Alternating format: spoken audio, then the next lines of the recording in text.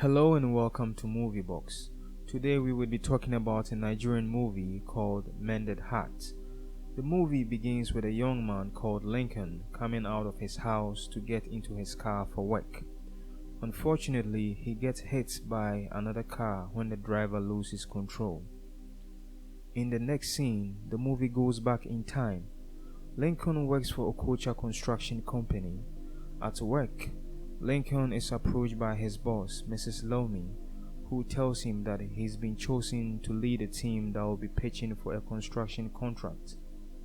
Lincoln is surprised he was chosen, since it is usually another colleague, Maxwell, who leads the pitching team. His boss, however, tells him she decided to replace Maxwell with him, revealing that there is something about him that would captivate the client. His boss hands him documents that would help him prepare for the pitching process and also wishes him luck. During the presentation, it can be seen that Maxwell isn't happy with the fact that he was replaced with Lincoln, who is a new employee. After the presentation, Lincoln gets a round of applause from the client, signaling that they were impressed with his delivery. The client wastes no time in awarding Okocha Construction the contract as a result of Lincoln's persuasive skills. At this point, Maxwell is even more surprised as he feels Lincoln isn't better than him. He registers his displeasure with another colleague, admitting his fear of losing other important assignments in the company to Lincoln. He even talks about the fact that he might be replaced as a company representative for the World Economic Forum. His colleague, however, worsens the issue when he tells him their boss is likely to replace him with Lincoln as a representative at the World Economic Forum, following the contract he just won for the company. Maxwell is infuriated when he hears this and vows to do all he can to stop that from happening. In the next scene, Lincoln calls his girlfriend Vicky to tell her about the contract. She says they need to celebrate it. They make a reservation at their favorite restaurant to celebrate it. At the restaurant, Lincoln stares continuously at his girlfriend Vicky. Vicky is surprised and asks why he's staring at him. He tells her how happy he is that things are going perfectly in his life at the moment, from having a girl of his dreams to exceeding at his career.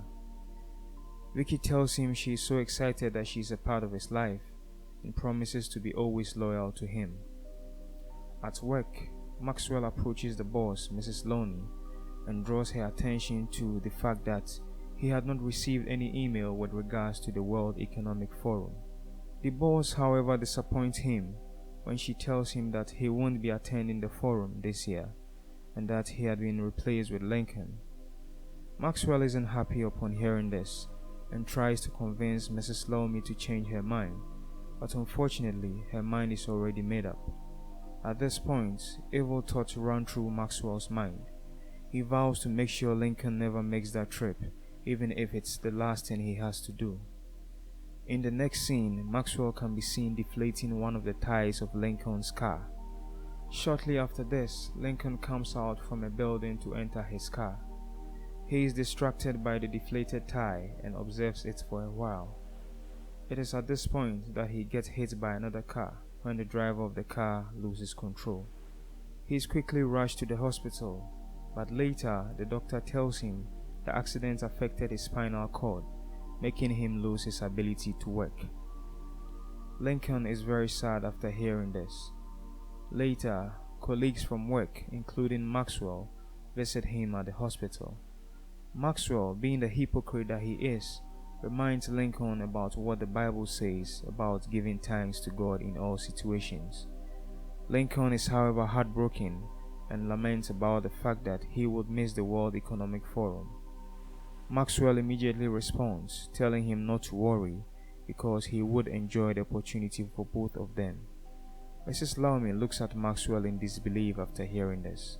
Back at home, Lincoln is unable to move his legs and relies on his girlfriend Vicky, who has moved in with him for almost everything. But soon, Vicky gets fed up and complains about getting tired of babysitting him. In the next scene, Vicky is seen storming out of the house with her luggage. Lincoln pleads with her not to go, as he has no one to take care of him. But Vicky tells him she doesn't care and proceeds to leave. Lincoln is further disappointed when he receives a call from his boss, Mrs. Laumi, telling him that his services would no longer be needed due to his disability. A sad Lincoln slips into a state of depression and takes to drinking alcohol. Later, Chelma, a house help, is sent by Vicky to take care of Lincoln, but out of frustration, Lincoln vents his anger on her and asks her to leave. When Chelma gets home, she narrates her ordeal to her sister Diana. Diana, however, offers to take the job and split the pay 70-30 with Chelma. On her first day at work, Diana walks in on Lincoln drinking himself to death. She introduces herself as a sister to Chelma. Sensing that Lincoln is slowly killing himself with alcohol, she snatches the bottle from Lincoln and tells him it is dangerous for his health. Lincoln gets angry and yells at her for his drink. But unlike her sister Chelma, Diana is a nurse in training and understands all too well the dangers of alcohol. She refuses to give it back to him and goes on to educate him on the harm he is causing to himself. Diana follows Lincoln around the house trying to help him. At the end of the day, Diana returns home tired. She tells Chelma how stressful the job is, but promises to do his best for him, since Lincoln is only angry because of emotional stress. Chelma, however, responds to Diana, telling her that everybody in the country is going through stress and that Lincoln's case isn't exceptional. Chelma is very angry at this point and tells her sister Diana that Lincoln screamed at her the first day she got to his house. Diana tells her she had the same experience, but won't let that make her back out of taking care of Lincoln. Chelma tells her although they are blood sisters, they have entirely different personalities. She is hot-headed whilst Diana is cool-headed. The next day at work, Diana is confronted by Lincoln over the whereabouts of his drinks. She tells him that she replaced the drinks with smoothies. This enrages Lincoln as he goes on to verbally abuse her. At this point, I must say, Diana has a lot of patience to still want to take care of Lincoln after all that she goes through taking care of him, although the pay isn't much. In order to calm him down, Diana tells him she would get his drinks back once she goes to the supermarket. But later, we can see Diana laughing when Lincoln wheels away, indicating that she's really having fun messing with him. Later, Lincoln throws a rage again and threatens to kill himself with a broken bottle.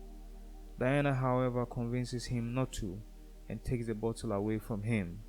She also discovers that Lincoln has sustained some cuts from the broken bottle. Immediately, Diana sets out to make her nursing skills useful by dressing the cut. She takes him through some counseling session, motivating him and letting him know it is not over for him as long as he has life. Lincoln feels touched by her words and begins to act sober. He admits that after his accident, nobody has been that caring to him. He gradually opens up to her and they start having a proper conversation. Diana tells him she's an orphan and she has 2 siblings, one of them being Chelma, the first house help whom Lincoln drove away, and also a brother who is in a different part of town. Lincoln apologizes to Diana for yelling at her sister Chelma and begs her to pass his apologies to her. Diana smiles and tells him she has to leave for the house as it is past 6 p.m. They say their goodbyes to each other. Upon seeing Diana return home, Chelma is surprised to see her full of smiles. She snatches Diana's purse as she thinks those smiles are from Diana getting paid for her job. Diana takes it back and tells her she hasn't been paid yet. Chelma then asks why she would be so happy if she hasn't been paid. Diana responds that she has finally changed Lincoln and that he even asks her to apologize to Chelma for his rudeness towards her. This surprises Chelma, who still can't believe what she's hearing. She then asks whether Lincoln is going to increase her pay for going out of her way to change him. Diana tells Chelma she's too money conscious and that everything shouldn't be about money. The next day at work, Lincoln wheels in on Diana as she cleans. He thanks her for talking some sense into his head the previous day. He tells her he was dying of self-pity and didn't even realize it until she came into his life. Diana thanks him for the kind words. She also asks him whether he has done any physical therapy since his accident. Lincoln responds in the negative, and so Diana takes him out for some physiotherapy. After this, Diana takes him to his bedroom to rest. Lincoln thanks her for being there for him. Diana, however, tells him she has to leave. She tells him she won't be at work the next day, which happens to be a Sunday. Lincoln, however, begs her to come, since he's now too fond of her. He tells her he will do anything it takes to see her on Sunday. Diana agrees and tells him that she will only come on condition that he takes her out. Lincoln agrees to that. The next day, which happens to be the Sunday, Lincoln takes Diana to the same restaurant he used to take his former girlfriend Vicky. During the dinner date, Lincoln reminisces when he used to bring Vicky, his former girlfriend, to the same location. Diana consoles him and tells him not to worry. They go on to spoon-feed each other. It is beginning to look like these two are falling in love. Back at home, Lincoln thanks Diana for catering to his emotional needs. He tells her he wished he had enough money to increase her salary or even pay her school fees. He worries about how no company would employ him because he's crippled. Diana then suggests to him to start his own company since he already has the expertise. Lincoln then remembered how he started his own construction company in the past, but had to give it up when he had a much better offer from a bigger construction company. He's happy about Diana's suggestion and decides to revive his old company. Diana bids him good night and leaves after a long hug. At home, Diana discusses how well her date went with her sister Chioma.